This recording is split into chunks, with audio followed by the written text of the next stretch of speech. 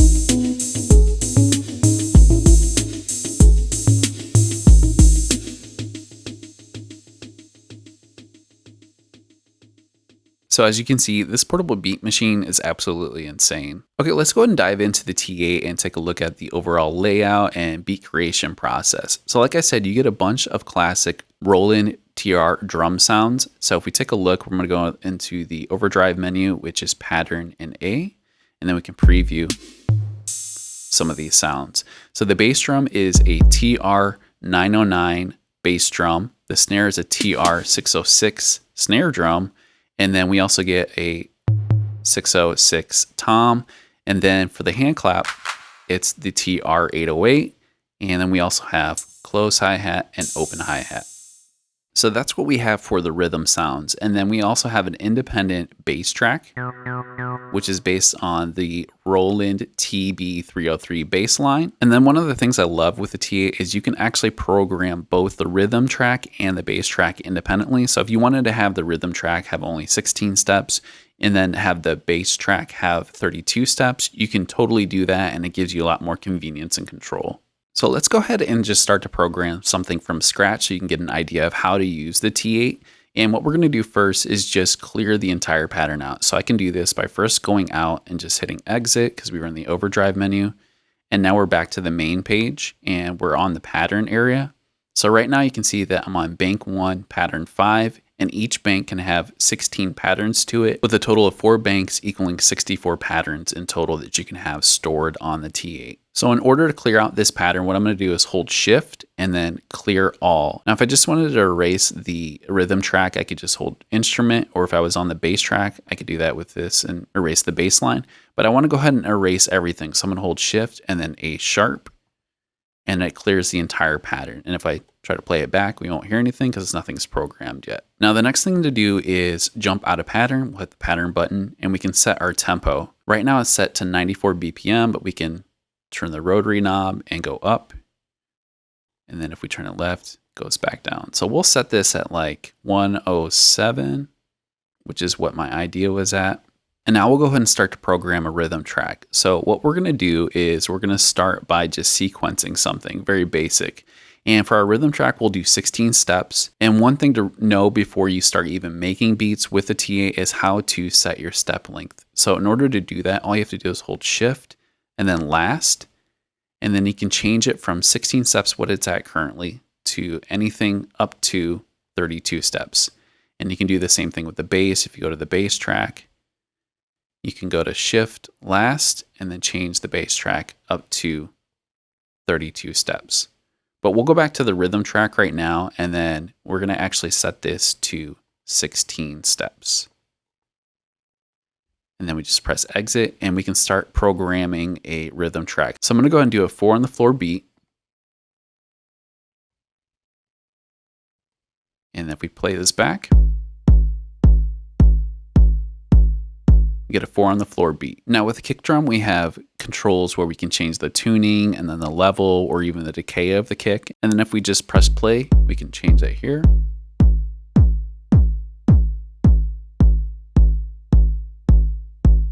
Change the level, decay.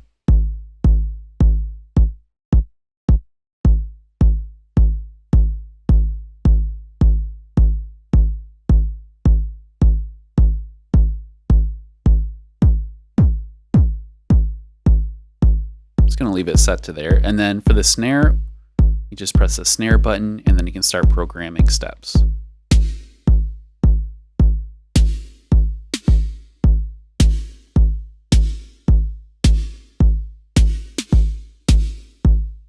can change the reverb here.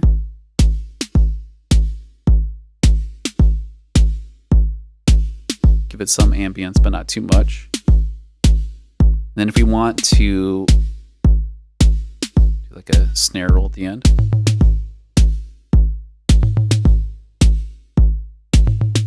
You can change the level and the tuning here.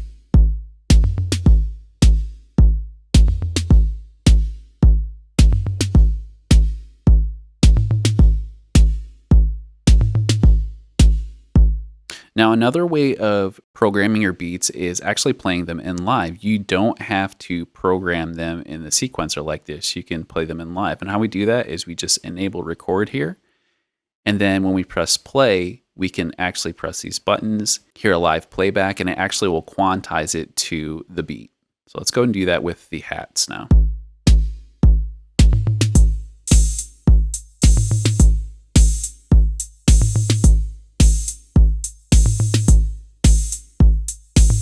So that's how you record in live. Another useful thing you can do while sequencing inside of the rhythm track is you can actually add ratchets to your different notes. So with a closed hi-hat, for instance, all you have to do is hold down and then press on the step that you want, and you can change it to be ratchet 1, 2, 3, 4, or flam. Let's do 3 and see what that sounds like.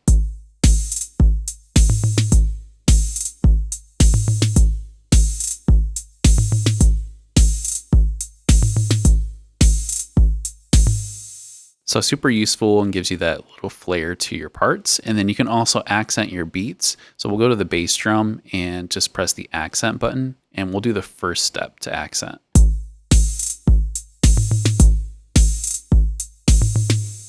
All right, let's move on to the bass now.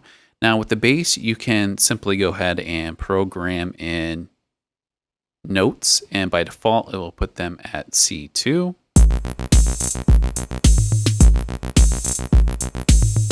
Now, if you wanted to change any of these notes, you can hold down on the step, and then you can turn the rotary knob to be whatever note you want.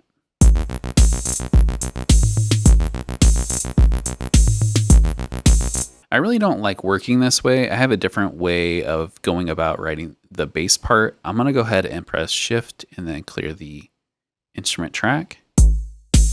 And what I like to do is I like to use the keyboard, and you can do it two ways. You really can play stuff in live. So if we press the record button and then do this,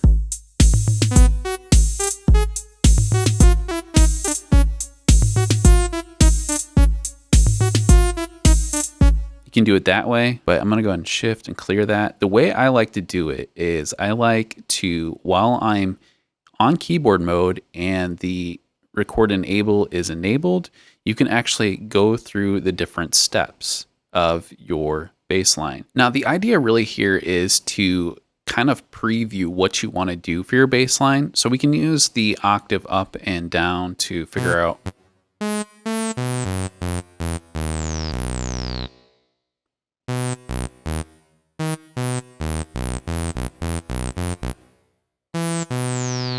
So let's just go ahead and set the first step, and that's fine for the first step. We'll move on to the second step. We'll go back to the third, and then fourth, and then fifth.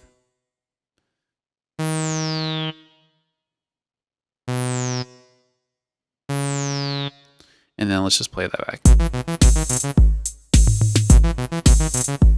So it's just like a way of like previewing and then deciding what you want to do for that step. So it has more control over it, and it's not as hard to play stuff in live, because that can be a challenge sometimes. So that's the 3 ways you can go about really programming your bass. And I will actually use both the programming the steps that way, and I'll also record in live. Those are the 2 ways that I use most. I really don't use that first way though, where you like program the steps and then you go through, hold with a long press and then change the note. I don't really do that one as much. Anyways, let's go ahead and try to actually create a bass line that we want for this. And I'll just go and explore with something. So I'm going to erase this. And we can turn off record and still hear our bass part.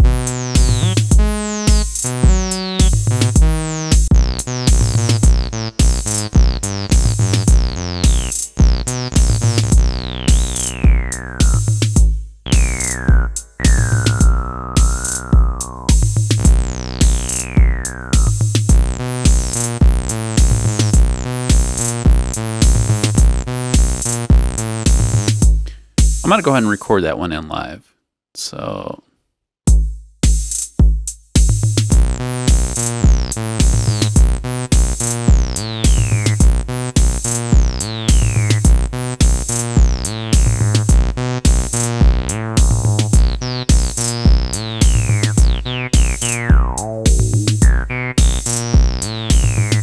So that's how you program the rhythm track and your bass track. Now there's one thing I want to show you before we wrap up this video, and it's how to use the performance feature of step loop.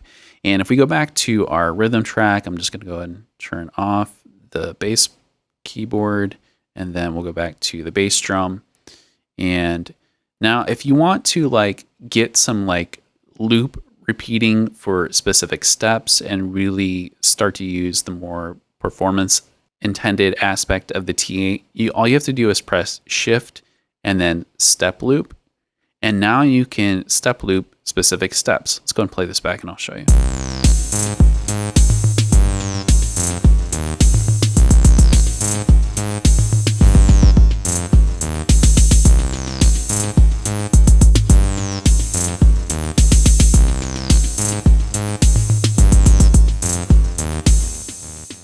So just a nice little way to add some flair to your performances using the T8. Let's get out of that. So yeah, guys, that's pretty much the basics of how the beat creation and bass line creation process works on the T8. I'm definitely going to be making more videos on this to dive deeper into some of the customizations that you have with the Roland T8.